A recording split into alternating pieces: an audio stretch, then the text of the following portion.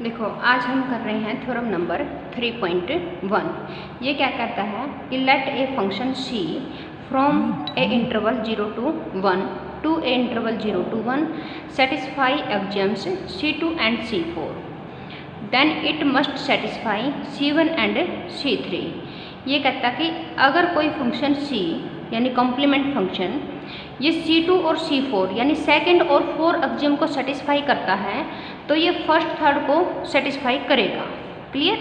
यानी कोई फंक्शन अगर सेकंड और फोर्थ एक्सियम को सेटिस्फाई करता होगा, सेकंड और फोर्थ एक्सियम क्या है देखो पढ़ लेते हैं। अगर कोई कॉम्प्लीमेंट फंक्शन है a टू b अगर 0 to 1 में बिलोंग करता है, a1 less than equal to है b में a1 is less than equal to है b से, तो complement of ca is greater than equal to हो जाएगा कॉम्प्लीमेंट ऑफ b से। कहने का मतलब जो कॉम्प्लीमेंट है वो रिवर्स ऑर्डर में खुलेगा। यदि लेस देन इक्वल टू का साइन है तो ग्रेटर देन इक्वल टू लेगा, अगर ग्रेटर देन इक्वल टू है तो less than equal to. Second property ये हुई। और फोर्थ प्रॉपर्टी में क्या है कि c इज इन्वोल्यूटिव। इन्वोल्यूटिव का मतलब क्या है, यानी c of a is equal to a, यानी a का कॉम्प्लीमेंट करें तो वैल्यू क्या आएगी, a आएगी। बात समझ में आ गई? यदि कोई फंक्शन c2 यानी रिवर्स ऑर्डर में खुलेगा और a का कॉम्प्लीमेंट का कॉम्प्लीमेंट a आएगा तो कहता है कि c1 और c3 को ऑटोमेटिकली सेटिस्फाई करेगा। देखो c1 में क्या है, c1 में है c0 की वैल्यू 1 आएगी और c1 की वैल्यू 0 आएगी। और c3 में क्या है बेटा, c3 है कंटिन्यूस फंक्शन, यानी हमें एक तो कंटिन्यूस फंक्शन दिखाना है और क्या दिखाना है, और हमें दिखाना c0 की वैल्यू 1 आएगी और c1 की वैल्यू कितनी आएगी, 0 आएगी। तो देखते हैं कैसे। c कोई फंक्शन ले लिया हमने, ये दे रखा जो 0 to 1 इंटरवल से 0 to 1 फंक्शन क्या है, complementary function, complement function. Be a function with monotonically and involutive. Monotonically मतलब कि ये कौन सी प्रॉपर्टी हुई, c2 प्रॉपर्टी हुई, और ये कौन सी प्रॉपर्टी हुई, c4 प्रॉपर्टी हुई। उसके बाद है रिक्वायर्ड टू प्रूव, हमें कौन सी प्रॉपर्टी रिक्वायर्ड टू प्रूव में है, फर्स्ट प्रॉपर्टी। फर्स्ट प्रॉपर्टी में क्या है कि c0 की वैल्यू 1 आएगी और c1 की वैल्यू क्या आएगी, 0 आएगी। और सेकंड में क्या है कि सेकंड में हमें दिखाना कंटिन्यूस, क्योंकि हमें c3 में दिखाना है कंटिन्यूस। देखो c3 एक्सियम क्या है, c is a continuous function, तो देयरफॉर c3 में हमें क्या दिखाना पड़ेगा, function is a continuous. Clear हो गया? और यहाँ पे एक बात और बोलता है ये कि मोर एवर, मतलब कि आगे c क्या है, एक बाइजेक्टिव फंक्शन है कि c क्या है, बाइजेक्टिव। बाइजेक्टिव का मतलब 1 1 और ऑन टू। तो देखो कैसे प्रूफ में, c0 to 1 से लेकर के c0 to 1 से लेकर के 0 to 1 इंटरवल पे ले लिया। अब दिस इम्प्लाइज कि c0 is less than equal to 1 होगा और c1 is greater than equal to 0 होगा। ऐसा क्यों होगा, क्योंकि जो c की वैल्यू जाएंगी वो इस इंटरवल में होंगी, c की जितनी भी वैल्यू जाएंगी वो इस इंटरवल में होगी, और इस इंटरवल में होने के कारण वो 0 से बड़ी होंगी और 1 से छोटी होंगी।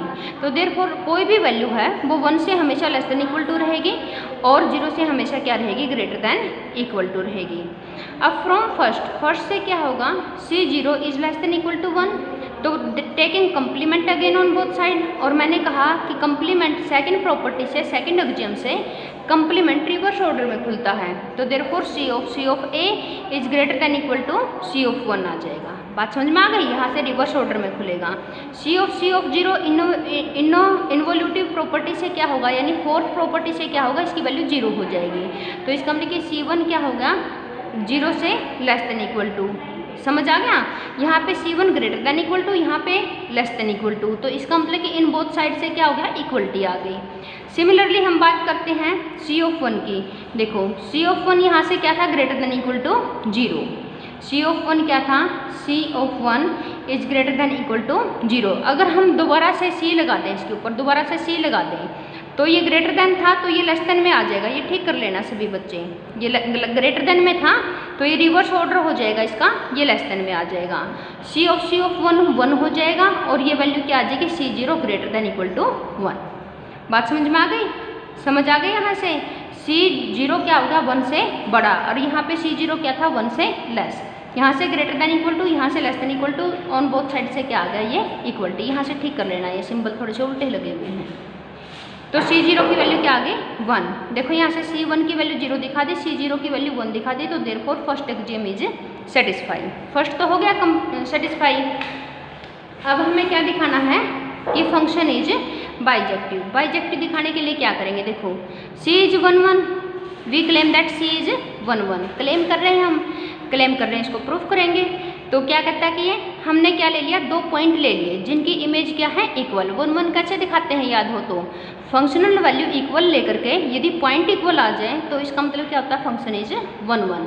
तो यहाँ से हमने ए और बी 0 to 1 इंटरवल में से लिए। उसके बाद C of A is equal to क्या होगा, सी ऑफ बी होगा। हमने लेट्स सपोज कर लिया कि इसकी इमेज क्या है, इक्वल, यानी सेम इमेज लेकर के पॉइंट इक्वल दिखाना चाहते हैं हम। Taking complement on both side. अब कंप्लीमेंट का कंप्लीमेंट लेंगे वो ए पे खुलेगा और बी का कंप्लीमेंट का कंप्लीमेंट लेंगे वो बी पे खुलेगा। तो यहाँ से देखो इमेज इक्वल ली थी और एलिमेंट इक्वल आ गए, तो इसका मतलब क्या हुआ, सी इज 1 1। तो अब देखो ऑन टू के लिए हम क्या करेंगे कि हम राइट साइड से मतलब कि जो कोडोमेन होती है उसमें से कोई पॉइंट उठा लिया ए, यदि उसके कोरस्पॉन्डिंग मुझे कोई ऐसा एलिमेंट डोमेन में मिल जाता है जिसकी इमेज वो ए हो जाए तो फंक्शन क्या हो जाएगा, ऑन टू। तो हमने ए उठा लिया, तो अगर ए उठा लिया तो इसका मतलब कि देयर एग्जिस्ट है बी, यानी ए हमने 0 to 1 इंटरवल में से उठाया है, तो आपका कोई ना कोई बी ऐसा आएगा कि सी ए के इक्वल उसकी वैल्यू, सी ए की वैल्यू बी के इक्वल होगी और वो सी ए बी किस में जाएगा, फिर 0 to 1 इंटरवल में जाएगा, है ना। अगर ए हम 0 to 1 इंटरवल से उठाया हमने, तो 0 to 1 इंटरवल में से हमने कोई भी ए उठा लिया तो वो ये तो डोमेन भी है और कोडोमेन भी है। तो देयरफॉर अगर ये डोमेन का पॉइंट मिलता है बनता है तो इसका मतलब कि सी ऑफ ए बी किस में जाएगा, 0 to 1 इंटरवल में जाएगा। तो इसका मतलब कि बी मुझे मिल गया कि बी ऐसा एलिमेंट मिल गया जिसका सी ऑफ बी किस में जाएगा, 0 to 1 इंटरवल में जाएगा। अब बी अगर सी ऑफ ए के इक्वल है तो taking complement on both side, तो सी ऑफ बी क्या हो जाएगा, ए हो जाएगा। इसका मतलब कि बी मुझे 0 to 1 में से बी एलिमेंट ऐसा मिल गया जिसकी अगर हम सी ऑपरेशन लगाएं तो वो वैल्यू क्या आती है, ए आती है। तो इसका मतलब क्या हुआ, C is onto. C is 1 1 also onto, तो therefore C is bijective. Next देखो, नेक्स्ट में हमें क्या प्रूव करना है कि फंक्शन इज कॉन्टिन्यूस। फंक्शन कैसा है, देखो बाइजेक्टिव है, अभी हमने प्रूव किया। मोनोटोन है एक्सियम C2 से, तो सेकंड एक्सियम से तो मोनोटोनिक है और बाइजेक्टिव है। तो ये कहता है कि ये बाइजेक्टिव और मोनोटोनिक होने के कारण ये फंक्शन क्या रहेगा, कंटिन्यूस रहेगा। इन दो प्रॉपर्टी का यूज करके हम फंक्शन क्या दिखाएंगे, कंटिन्यूस दिखाएंगे कि it must not be discontinuous, कि ये डिसकंटिन्यूस हो ही नहीं सकता। इफ़ इट इज़ डिसकंटिन्यूस, मान लें कि उल्टा कि ये डिसकंटिन्यूस हो जाता तो कहीं ना कहीं कंट्राडिक्शन आएगी ना। तो मान लें कि डिसकंटिन्यूस हो गया, अगर डिसकंटिन्यूस हो गया तो इसका मतलब कि कोई ना कोई ए नोट हमें ऐसा पॉइंट मिलेगा जिसके ऊपर डिसकंटिन्यूस होगा। डिसकंटिन्यूस होगा तो उसकी लेफ्ट हैंड लिमिट इक्वल नहीं आएगी फंक्शनल वैल्यू के इक्वल, या फिर राइट हैंड लिमिट इक्वल नहीं आएगी फंक्शनल वैल्यू के इक्वल, तो ऐसा कुछ होगा। तो हमने सपोज कर लिया कि उसकी लिमिटिंग वैल्यू यानी इसकी लेफ्ट हैंड लिमिट ले ली। लेफ्ट हैंड लिमिट क्या आती है, ग्रेटर देन आती है सी ए नोट से। ऐसे कैसे, देखो मान लिया कि ए अप्रोच होता है ए नोट पे, किससे, लेफ्ट से। यदि लेफ्ट से अप्रोच हुआ तो मस्ट बी कि क्या होगा कि A is less than equal to A not होगा। Taking complement on both side, complement लेंगे तो सी ए क्या हो जाएगा, greater than equal to C A not से। समझ आ गया। अब ये वैल्यू इससे बड़ी है तो इसकी लिमिट लगाएंगे, वो भी क्या आएगी, बड़ी आएगी, ग्रेटर देन और इक्वल टू ले नहीं सकते क्योंकि फंक्शन को हमने डिसकंटिन्यूस मानना है। क्योंकि यदि हमने इक्वलिटी ले ली तो लिमिटिंग वैल्यू उसके फंक्शन वैल्यू के इक्वल आ गई तो फंक्शन कंटिन्यूस हो जाएगा। तो डिसकंटिन्यूस लेने के लिए हमें क्या लेना पड़ेगा, this is greater then this. तो ये ग्रेटर देन ले ली हमने सी ए नोट से, इसकी एक्सप्लेनेशन ये साइड में दे रखी। अब ये कहता है कि then there exist a B1 belongs to C 0 to 1। तो ये कहता है कि आपके पास कोई ना कोई ऐसा नंबर, ये क्या ले लिया, इसकी लिमिटिंग वैल्यू ले ली B नोट और ये ले ली C A नोट। ये कहता है कि इसके बीच में कोई ना कोई B1 ऐसा जरूर मिलेगा जहाँ पे फंक्शन क्या, जहाँ पे ग्राफ क्या होगा, डिसकंटिन्यूस होगा। डिसकंटिन्यूस मतलब कि वहाँ पे कोई उसकी ग्राफिक वैल्यू नहीं होगी वहाँ पे, यानी B1 क्या मिलेगा, B नोट और C A नोट के बीच में कोई एलिमेंट मिलेगा for which B1 does not lie on the graph C, जहाँ पे B1 क्या नहीं होगा, ग्राफ के ऊपर लाई नहीं करेगा। समझ आ गई बात, वहाँ पे डिसकंटिन्यूस है ना, तो वहाँ पे हमें एक पॉइंट मिलेगा जो पॉइंट क्या नहीं होगा, उस ग्राफ के ऊपर नहीं होगा। यदि इसके बीच के सारे ही पॉइंट ग्राफ के ऊपर होंगे तो फंक्शन कंटिन्यूस हो जाएगा। बात समझ में आ गई। यदि इसके बीच के सारे ही एलिमेंट अगर ग्राफ के ऊपर होंगे तो इसका मतलब फंक्शन ग्राफ कंटिन्यूस है। फिर तो ग्राफ कंटिन्यूस लेके नहीं चले तो हमें कोई ऐसा b1 मिलेगा जो ग्राफ के ऊपर नहीं होगा। अगर b1 ग्राफ के ऊपर नहीं होगा तो there does not exist any a1 belongs to 0 to 1, कि हमें कोई ना कोई a1 इस 0 to 1 इंटरवल में से हमें कोई ना कोई a1 मिलेगा, सच दैट कि उसकी इमेज क्या आएगी, b1 आएगी। लेकिन वो b1 किसके ऊपर नहीं होगी, इस ग्राफ के ऊपर नहीं होगी। लेकिन ये ग्राफ जाएगा कहाँ, 0 to 1 में। इसका मतलब कि b1 किस में नहीं बिलोंग करेगा, हमारा 0 to 1 में बिलोंग नहीं करेगा। अगर 0 to 1 में बिलोंग नहीं करेगा तो इसका मतलब कि इट इज ए कंट्राडिक्शन, क्योंकि b1 तो क्या था, b1 हमारे पास 0 to 1 इंटरवल में से ही था, तो it is a contradiction. Hence यदि कंट्राडिक्शन क्यों आई है, क्योंकि फंक्शन हमने डिसकंटिन्यूस माना है, तो फंक्शन क्या होगा, मस्ट बी कंटिन्यूस। क्लियर। तो ये हो गया कंटिन्यूटी की थ्योरम। नेक्स्ट देखो, चलो एक नोट और पढ़ लेते हैं कि if a function is defined at some closed interval, ये कहता है कि अगर कोई फंक्शन डिफाइंड है कुछ क्लोज्ड इंटरवल पे, then and only then discontinuous implies break in the graph of the function. अब यहाँ से क्या कंक्लूजन निकला बेटा, ये कहता है कि यदि कोई फंक्शन क्लोज इंटरवल के ऊपर डिफाइंड है तो कहता है कि अगर डिसकंटिन्यूटी आती है तो इसका मतलब क्या है कि ग्राफ में ब्रेक आ जाएगा। डिसकंटिन्यूटी आती है तो इसका मतलब क्या हुआ, ग्राफ में क्या होगा, ब्रेक होगा। ऑब्वियस सी बात है, ये तो आपको पहले भी पता है। Example, give an example of complement that satisfy axiomatic skeletons. ये कहता है कि एक ऐसा एग्जाम्पल दो जो एक्जियोमेट्रिक स्केलेटन को क्या करे, सेटिस्फाई करे। तो देखो, these are called threshold complement defined by, ये क्या है, थ्रेशोल्ड कॉम्प्लीमेंट है। इसमें क्या मतलब है, ये कहता है कि कॉम्प्लीमेंट ऑफ ए डिफाइंड होगा 1 या फिर 0। 1 कब होगा, ये कहता है कि जब t से less than equal to a हो तो 1 वैल्यू ले, और यदि t से ग्रेटर देन a है तो वो 0 वैल्यू ले। बात समझ में आ गई। मान लिया कि यहाँ पे कोई t है, अगर a t से लेस देन इक्वल टू है तो 1 वैल्यू ले, अगर a t से बड़ा है तो क्या वैल्यू ले, 0। ये समझ आ गई बात, ये है सी ऑफ ए। ऐसा a बिलोंग्स टू 0 to 1। अब ये जो a है वो बिलोंग है 0 से लेकर के 1 तक, a इसके बीच में कहीं पे भी है। समझ आ गया, a बिलोंग्स टू 0 to 1 और t भी इसी के बीच में कहीं ना कहीं है। Is called the threshold of c। चलो अब C0 की वैल्यू, 0 क्या है बेटा, t से तो कम ही है, क्योंकि t क्या है, इसके बीच में लाई करता, तो देयरफॉर t क्या होगा, 0 से तो बड़ा ही होगा ना। तो देयरफॉर 0 से बड़ा है अगर, तो देयरफॉर ये इसमें जाएगा और वैल्यू कितनी लगा फिर वो 1, तो C0 की वैल्यू कितनी होगी, 1।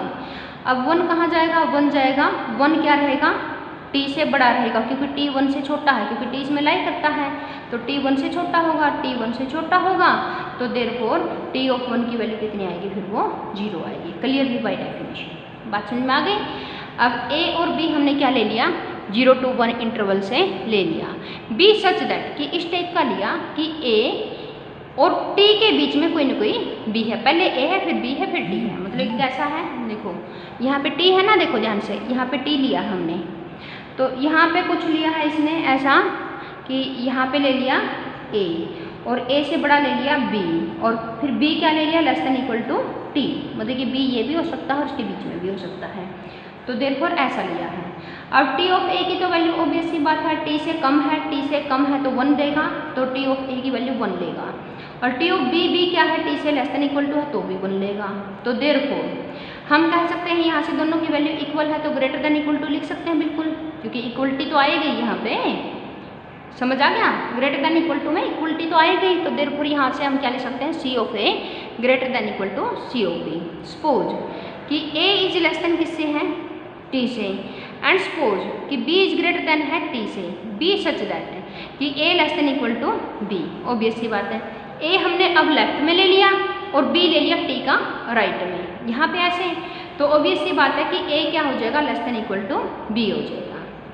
बात समझ में आ गई, क्लियर। तो यहाँ से c ऑफ a की वैल्यू 1 होगी, दिस इम्प्लाइज, क्योंकि वो क्या है, t से लेस देन है, t से लेस देन है तो 1 वैल्यू होगी, और t से बड़ा है b, तो देयरफॉर उसकी वैल्यू कितनी होगी, 0। तो देयरफॉर हम क्या कह सकते हैं कि C of A is greater than equal to C of B. बात समझ में आ गई? तो ये क्या होगा, ये क्योंकि इक्वलिटी तो आएगी ना यहाँ पे, क्लियर हुआ? यहाँ पे इक्वलिटी तो आएगी और यहाँ पे ये स्ट्रिक्टली ग्रेटर देन आ गया तो therefore greater than equal to लिख सकते हैं। यहाँ पे इक्वलिटी आ गई तो ये ग्रेटर देन इक्वल टू लिख सकते हैं। अब ये कहता है कि if A and be greater than, यदि दोनों ही टी से बड़े हों, दोनों टी से बड़े हों, लेकिन यहाँ पे जैसे टी हो गया और यहाँ पे ए हो गया और यहाँ पे बी हो गया, दोनों ही टी से बड़े हों लेकिन ए लेस देन इक्वल टू हो बी से, तो क्या होगा, तो दोनों की वैल्यू 0 होगी, तो भी ये क्या होगा, ग्रेटर देन इक्वल टू। बात समझ में आ गई? ठीक है, तो देखो देयरफॉर सी इज मोनोटोनिक, तो देयरफॉर सी क्या रहेगा, मोनोटोनिक। देखो यहाँ से A less than equal to था बी से, इमेज रिवर्स आ गई। यहाँ पे A less than equal to B से था तो इमेज क्या आ गई, रिवर्स आ गई। यहाँ पे देखो ए लेस देन था बी से तो इमेज क्या आ गई, यहाँ से भी रिवर्स आ गई। तो इन ये 3 केस लिए हमने। 3 केस कैसे कैसे लिए बेटा, देखो मैं दोबारा डिफाइन कर देती हूँ। ये मान लीजिए कि टी है, एक बार तो दोनों ए और बी इसका लेफ्ट में ले लिए, एक बार ए तो ले लिया लेफ्ट में और बी ले लिया राइट में, और एक बार ये दोनों ले लिए राइट में। बात समझ में आ गई? एक बार तो दोनों यहाँ लिए, एक बार टी को बीच में रखते हुए ए यहाँ पे बी यहाँ पे, एक बार बिल्कुल राइट में लिए। ये 3 केस ऐसे बनेंगे। क्लियर होगा? तो ऐसे ऐसे केस ले लिए। ये थोड़ा सा डार्क कर देती हूँ मैं, ठीक है, ऐसे ले लिए। ये यहाँ पे टी है, ये 3 केस ले लिए और तीनों केस में क्या आ गया, मोनोटोनिक हो गया।